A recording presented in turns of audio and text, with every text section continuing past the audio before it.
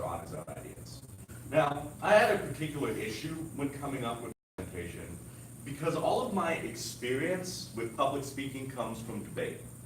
And if you've ever been in debate, you know that they don't teach you to sit at your screen and read unless you're reading your case. And so, unless you all want me to spread through this, I'm gonna have to go a little more freeform. I'm gonna try and be a little more open, and while I'm still gonna be reading to you from the paper I wrote, I'm gonna hope to be able to add some embellishment that makes this presentation unique and sets it apart from just simply reading it. So, without any further ado, let's get into my paper, Jordan Peterson, A Haunted Man. Part 1, The Haunting Itself. To say one specter is haunting Europe now is entirely to miss the point. To say that only one specter exists anywhere, even retroactively with that ghoul that terrified all the inhabitants of Europe in Marx's day, is to do a disservice to all other ghosts which howl and whirl about the modern, or rather contemporary era. The last Tsar died in a mine. The Pope now exists only as a shadow, even a ghost himself, of an age where even then his predecessor was only a shadow of the ruler of Christendom prior to the Enlightenment. Metternich and Rousseau both passed with time. The French radicals are now Marxists, and the German police spies transformed into the Gestapo and now have passed from contemporary life as punishment for their crimes. Yet still, the promises of Marx and Engels and so many others stand unfulfilled. The spirit of communism is no longer under threat of exorcism, and yet now it fails to manifest entirely. It is easy enough to say it is still persecuted by different, yet still bourgeois, forces. However, why do these forces still exist? Why did the rise of Lenin and Mao or Castro or any other number of socialist, communist, and anarchist movements not herald the doom of capitalism? Where is the global revolution? It is these questions which partially haunt the modern world and in turn caused Fukuyama to write in his book, The End of History and the Last Man. What may have been witnessed is the end of mankind's ideological evolution and the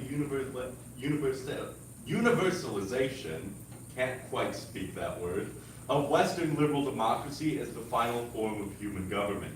Yet this is also proven to be untrue, as liberal democracy is in crisis, both the political and technological one. The promises Fukuyama made, commenting on the failures of the promises of Marx, have also failed, creating a new set of ghosts to haunt the contemporary era. As these ghosts whirl over our head, too many to comprehend and examine individually, the question of where they are or what they are comes to the forefront of the discussion. They are the promises of modernity. They are the spirits of futures lost and never to be reclaimed. And most importantly, they are the binding force of the 21st century. In terms of the future, I will defer to Franco Barati's definition in his book, After the Future. When I say future, I am not referring to the direction of time. I am thinking rather of the psychological perception which emerged in the cultural situation of progressive modernity. The cultural expectations that were fabricated during the long period of modern civilization, reaching a peak in the years after the Second World War. Those expectations were shaped in the conceptual frameworks of an ever-progressing development, albeit through different methodologies. The Hegelo-Marxist mythology of Aufhebung and in saturation of the new totality of communism. The bourgeois mythology of a linear development of welfare and democracy. The technocratic mythology of the all-encompassing power of scientific knowledge, and so on. Declaring 1992 as the end of history, as Fukuyama did, seems naive, but in a way, it was correct. That is not to say that human society has no progress to make, nor room to grow, but rather that the previous goals of history can no longer be used to understand the contemporary era. All further development is surplus rather than necessary. As Jean Baudrillard writes in The Transparency of Evil, the state of utopia realized, of all utopias realized, wherein paradoxically we must continue to live as though they had not been. But since they have, and since we can no longer, therefore, nourish the hope of realizing them, we can only hyper-realize them through interminable simulation. We live amid the interminable reproduction of ideas, fantasies, images, and dreams which are now behind us, yet which we must continue to reproduce in some sort of inscalable difference. What more could we ask for in the world? Of course, there are various social and societal organizations which could be changed. However, the goal of human history, to escape want, has been accomplished as a species. For the first time ever, humanity is producing surplus for an extended period of time, allowing for unprecedented growth. Populations all over the world are booming. However, the world of the West and its tributaries is seeing a severe decline in population growth. And maybe the first real crisis in over half a century, many economies are severely threatened by this decline, and the dominance of former imperial powers is now repeatedly challenged by former colonies. In short, despite reaching the end of history, the promised future, the West has found dissatisfaction with it and is now haunted by the promises made before reaching it. We now question the future, and for good reason. As Barati writes, the rise of the myth of the future is rooted in modern capitalism, in the experience of expansion of the economy and knowledge, that the idea that the future will be better than the present is not a natural idea, but the imaginary effect of the peculiarity of bourgeois production model. Since its beginning, since the discovery of the new continent and the rewriting of the maps of the world, modernity is defined by an act of amplification of the very limits of the world, and the peculiarity of capitalist economy resides exactly in the accumulation of surplus value that results in the constant enhancement of the sphere of material goods and knowledge. To put it simply, the future has been simulated and has always been simulated. However, awakening to the simulation, as many are now, does not remove it, nor does it change anything at all. Rather, the time before seeing that there is no distinction between real and simulated becomes in itself a phantom which now haunts the disillusion. Yet now we are past the future, and with all the ghasts and phantasms haunting us, we are, as a society, restless and distrustful of all that we hold dear. Now we move into part 2, the haunted himself. As in all times of social unrest and broad mistrust in all facets of life, even if it now occurs on an unprecedented scale, many have stepped forward with their own solution. Some we label charlatans, some we might call crooks, some we might even call prophets. But one of these people who is inescapable is Jordan Peterson, a clinical psychologist and professor, which I'm certain I don't need to introduce to those in the room. Quite simply, he has a simple answer for the haunting of modern life.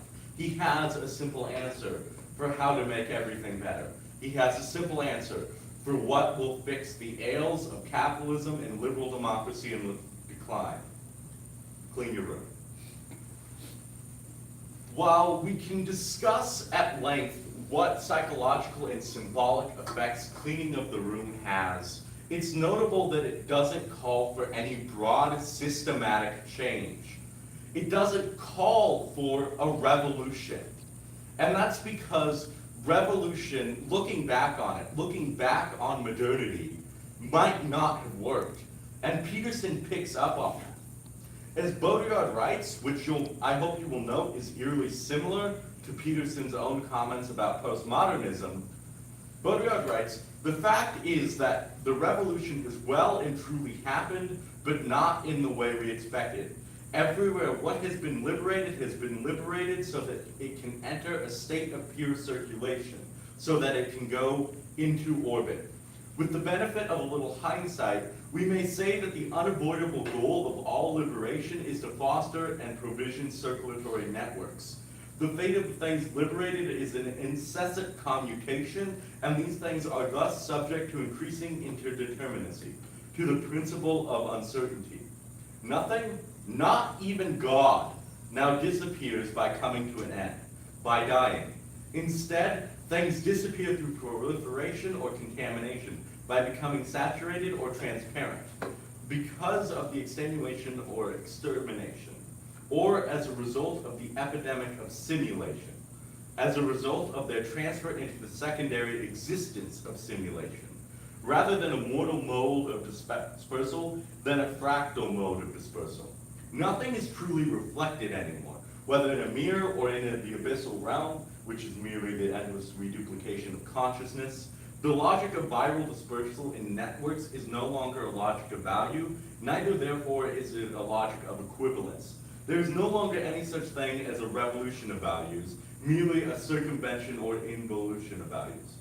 A centrifugal compulsion coexists with decenteredness of all systems and eternal metastasis or fevered endogenetic virulence, which creates a tendency for systems to explode beyond their limits, to override their own logic, not in the sense of creating sheer redundancy, but in the sense of an increase in power, a fantastic potentialization, whereby their own existence is put at risk. Now, if you haven't spent the last couple months dealing with Peterson and hearing some of his more incessant thoughts, it can be hard to connect Baudrillard and Peterson. And this is a little editorializing I'm doing outside of my paper because I'm kind of looking at this and going, I see it, but I don't think anyone else is going to see it directly. But what Baudrillard is talking about here is essentially the fact that as we liberate, we start to lose, as Peterson would describe it, axioms.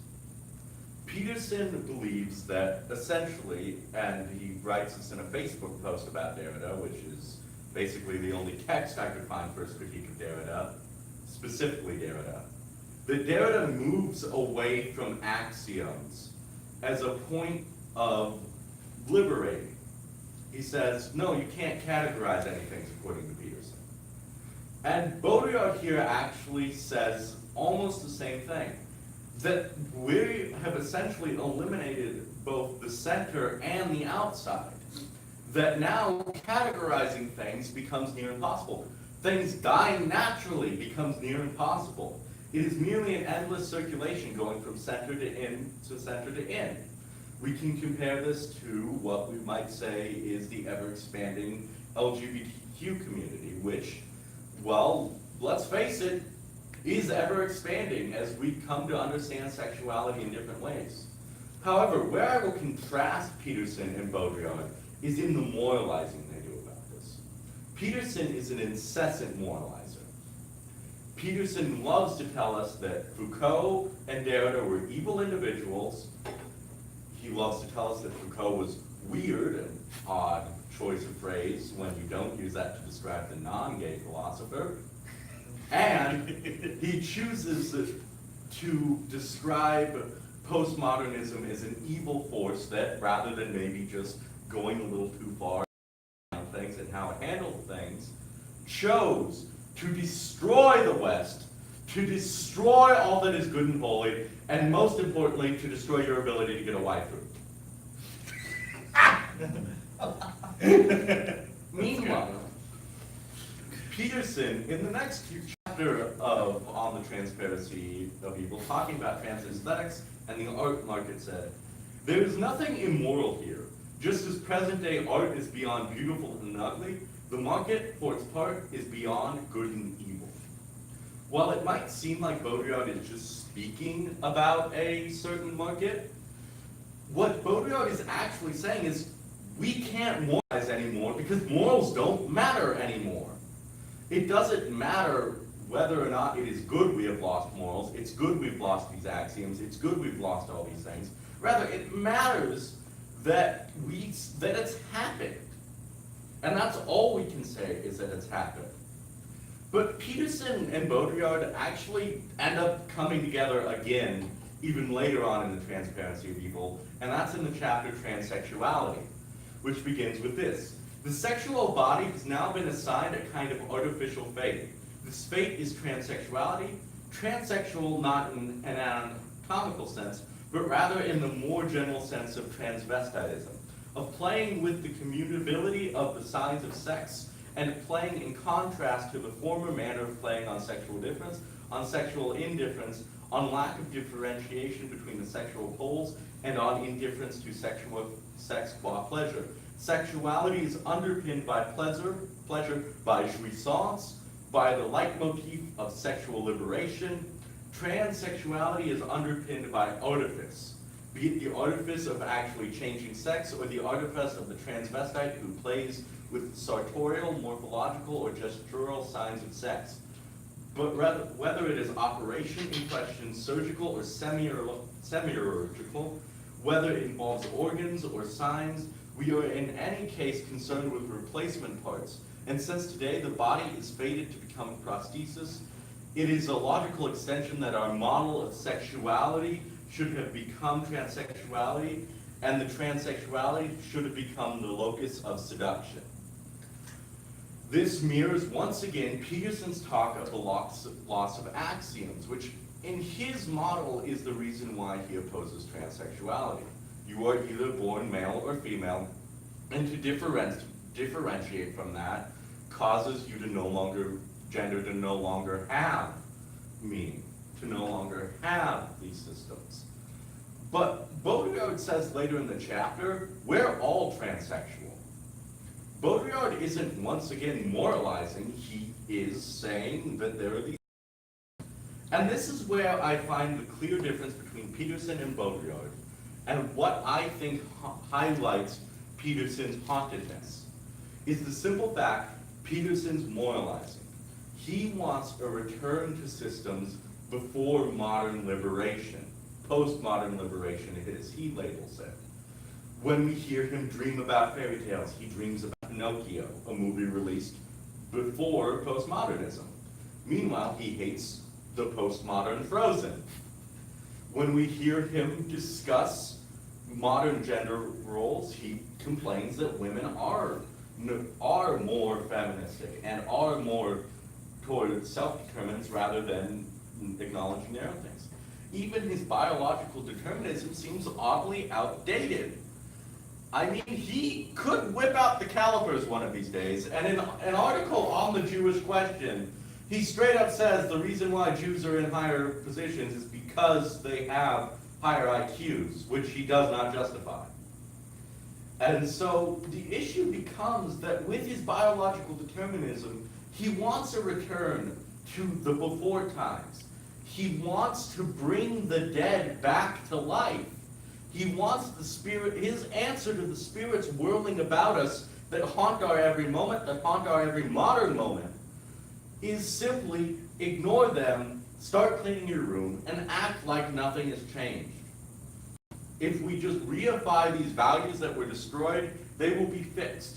But something that is broken can never be repaired. And that is the issue with Peterson and the danger of him. Because we have a real crisis coming. The real crisis that can't be solved with relativism. The crisis of climate change. And while I might like the postmodernists, the simple fact is that we cannot dispute the scientific evidence. I asked yesterday, and this is what inspired me to add this to my talk, do we have to consider the existential threat with Peterson? Decided to do Peter today. But essentially, when we consider the existential threat, there's actually a huge one. Yesterday I got the answer of, well, he isn't actively denying it, he's just skeptical about it. But the issue with climate change becomes that skepticism presents a sort of denial. The simple fact is we need to act, we as a society need to act. And having 100,000 of his lackeys who don't want to act becomes a dead weight.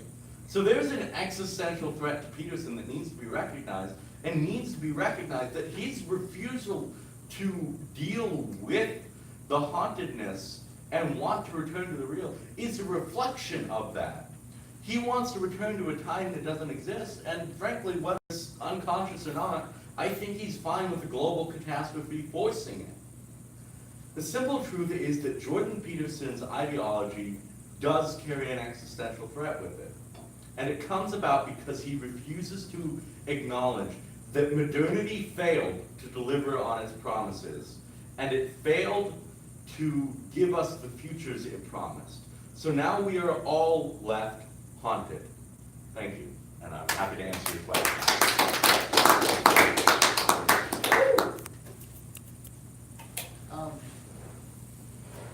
I'm struck through your whole talk by the way it feels that Peterson we're seeing him lashing out at the world and becoming a conservative, basically, where we expect him to be educated and more progressive, and we just see him going, no, everything has to stop. I want it to be like it was when I was a kid.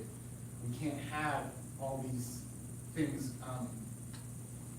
becoming new values, because I can't deal with it. I'm just too structured, too stuck in my ways. And I think I see that just broadly as a conservative value, whether you're going through, Fox News, all the way down in the Republican Party is just,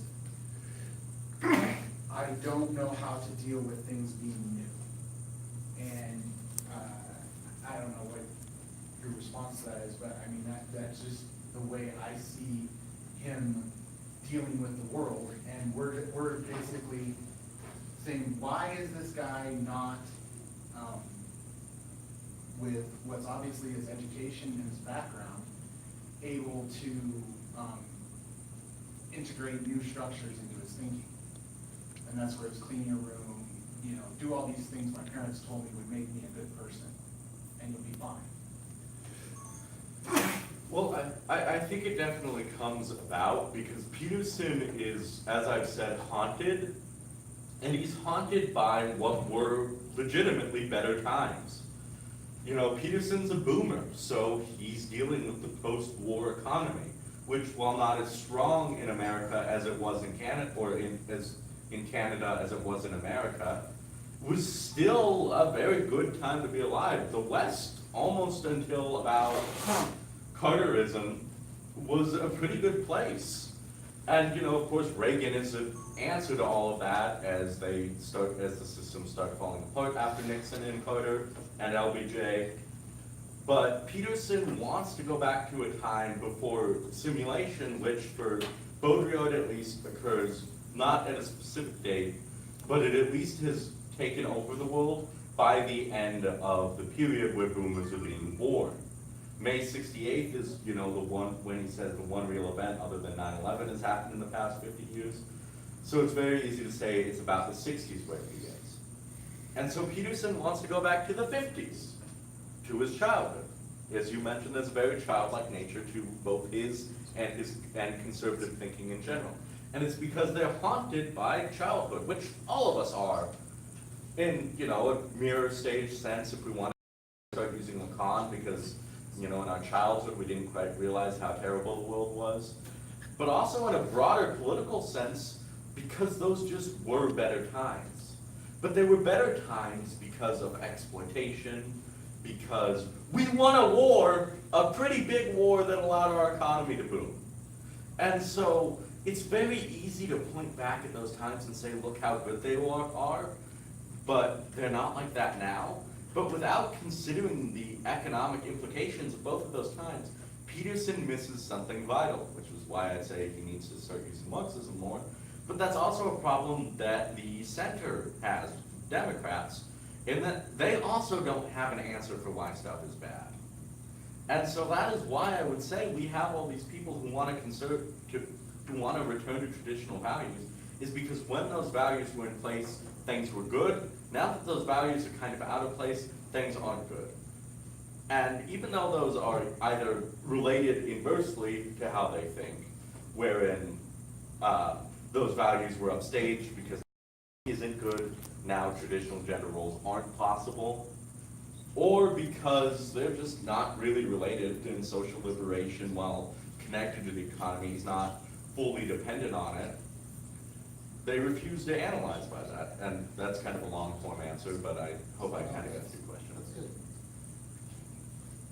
I think Jacob had a question, so I'm gonna wait. Oh, yeah, I have a bunch of questions, but, mostly because I don't know very much about Baudrillard. And a lot of it is coming out of that. I'll focus on one. So one of the criticisms that I've heard of Baudrillard is that, this system sort of leads to pessimism. So you see this in the work of Berardi, especially earlier Berardi, who was a lot more pessimistic than later Berardi. That it doesn't allow for any sort of avenue of change, and in like a Spinoza sense, it doesn't allow it to get to the outside because you're always stuck within a simulation.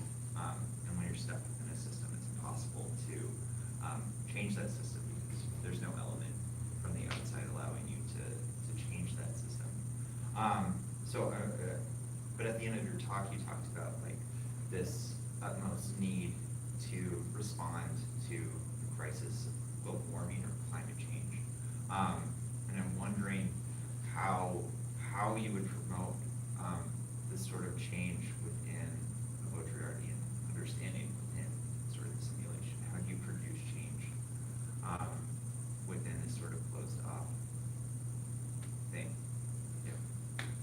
I actually had that realization about a month ago when we did our talk on the first chapter of Transparency of Evil After the Orgy, because I realized the Matrix movies were Baudrillard, and that in fact they'd actually tried to correct the critique that Baudrillard made in the second and third movies, and that just made me really depressed thinking about the second and third movies.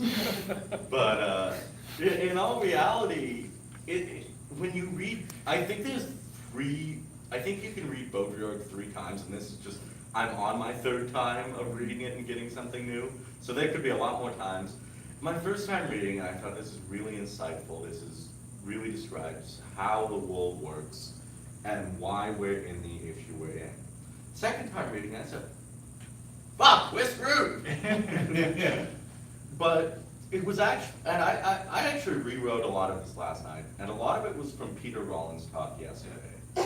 And it also goes back to what NSP stands for, New Civilization. Baudrillard is essentially heralding the death of the old values, both through modernism and postmodernism.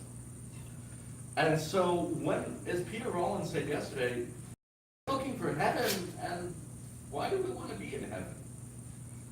You know, we aren't asking ourselves that question. And we still have this dream of a capitalist utopia. We still have a dream where, you know, everyone has a good job, everyone has a good way of making money. But if we start changing our very discourse and what we want, and I don't know what that'll look like, to start reflecting fundamental truths that we still feel, like the search for justice and equality, the search for climate renewability. And you know, I know that climate technically is a phenomenological thing, and so it kind of gets hard philosophically to say how that, but I'm going to say an existential threat, which is what it represents, allows it to transcend relativism and all that. Because, well, frankly, existential threats kind of do that. You know, you would never have Derrida going, well, let's set off a nuclear bomb. You know, we can debate whether or not it was good or bad. You know, so moral systems, while of course they're important, existential threats, and I'd actually refer to, you know, thinkers who we consider a lot more right-wing, like Machiavelli, existential threats you kind of just have to handle. And you kind of just have to roll up your sleeves and do them, and I can't moralize about them. And that's one of the unfortunate issues, is that I think one of the left's best grounds is moralizing. I don't think we should moralize all the time, but I think we should try and moralize a little more than the Democrats do. But in dealing with this existential threat, my answer is just do it. In dealing with everything else and avoiding the pessimism that Baudrillard kind of can represent, I would say you have to commit yourself to change, and you have to remember Baudrillard was not a pessimist. Sure, he did not like the modern world. He had a lot of issues with the modern world. He had a lot of issues with the way we protest, just like the way Zizek has issues with the way we protest, just like the way Deleuze and Guattari had issues with the way we protest and the way we fit into the system. But they all said there's a way to change it, and I don't think Baudrillard knew what that way is, but he tried to find it. He was very politically active. And so it's important to remember that we too must be politically active. And we need to stop trying to form politics that's returning us to the real, and rather recognize that the real and the simulated are no longer distinguishable, and that simply we need new symbolization to exist in the new simulation. Any more questions? I like that. That's good. Very good, Robert. I just want to let everyone know really quickly, we're going to try to end the Q&A sessions by around 9:55. Okay. Yeah. The next ones begin at 9:55? We'll try to start at around 10. The Okay. next ones, yeah. Are there any more questions? Well, I just wanted to, like, my opinion on that is that it seems like the more conservative, and which Peterson is vastly, accelerating that way, people become, they tend to believe that, yes, it's an existential problem eventually, but my paycheck now is too important to worry about that. And that's how it's dismissed, it's a problem that I can't deal with because it's too linked to the economy. The economy is too important to make any radical change. It has to be kept as close as possible to what it is, or it will become the existential threat that I can't wrap my head around, So, I mean, Marco Rubio, I think, said it the other day, oh, I know that climate change is a problem, but if it blows up the economy, well, we can't have that. And it's like, it's just not, it's that moralizing is not even part of the equation. I don't know. Absolutely, I have my head around that too. Thought I would point out how I was seeing that when you were talking about the existential versus, they can rationalize it in their mind as, I don't have to moralize because money is more important than morals. And it's a problem that the farther right wing you go, the worse it gets. Part of what motivates the conservative view on, at least the mainstream conservative view, because I think if you ask most conservative voters, they would actually say, I don't think climate change will be an issue. I don't think the economy outweighs it. I just don't think it'll be an issue. I think it's partially because people at the top know they're going to be fine. Yeah. And Ford Futures specifically, talks about how, there's basically 4 futures, and one of them is we just kill everyone who's surplus to the impending disasters and who put the survival of the 1% at risk. And when you know you're going to be fine, it's a lot easier to say the economy is more important. But on the actual idea that the economy is more important, it's important to remember they are never able to separate the economy from anything. Civil rights, oh no, you can't touch the economy, and all these things. And of course, with civil rights, there's a debate over how much of it is a racist dog whistle that's disguised as economic policy versus actual libertarians who might actually believe it. And what I would say is that with politics, it's important to remember you will never convince anyone, and you can't convince everyone.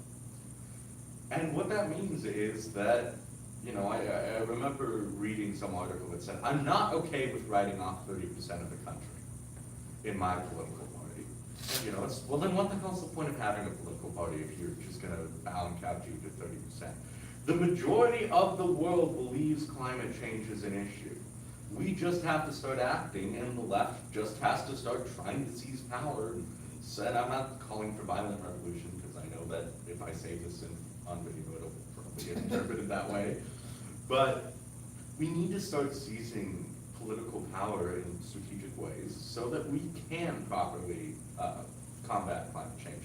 And some of that means, one, pulling Democrats further left on climate change, but also making certain that we do things that we might not even like get back in the Paris Climate Accords, because the symbology of that is just enough. And so climate change becomes such a really hard issue to solve, especially when you have 30% of the population, maybe more, that doesn't give a shit about it. But in the end, you have to act without without being concerned what they think. And I think we get too caught up in being concerned with what they think. I think we have enough time to answer Jacob's question.